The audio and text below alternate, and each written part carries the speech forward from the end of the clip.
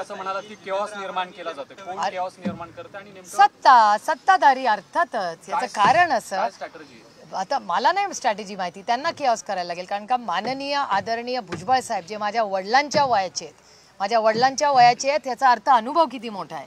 त्याच्यामुळे माझ्या वडिलांच्या वयाचा माणूस, एवढे मोठे राज्याचे नेते उपमुख्यमंत्री होऊन गेले माझ्या वडिलांच्या वयाचे, म्हणजे तुम्ही किती मोठा अनुभव आहे त्यांचा बघा. त्या वयाच्या माणसाला कॅबिनेटमध्ये न बोलून बाहेर तुमच्या चॅनलवर आरक्षणावर बोलायला लागतंय. Obviously there is a chaos. मग लोकांना आवडत नाही जेव्हा राऊत साहेब म्हणतात की गँगवॉर चालली आहे त्या ह्याच्यात.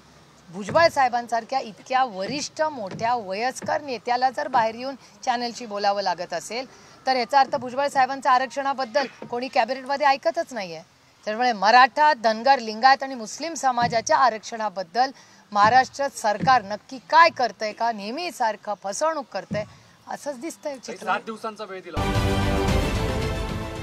देश विदेशातील प्रत्येक घडामोडींचे लाईव्ह अपडेट मिळवण्यासाठी आता साम टीव्हीच्या सर्व सोशल मीडिया प्लॅटफॉर्मला लाईक, फॉलो आणि सबस्क्राईब करा. तसंच सर्व नोटिफिकेशनसाठी बेल आयकॉन प्रेस करायला विसरू नका.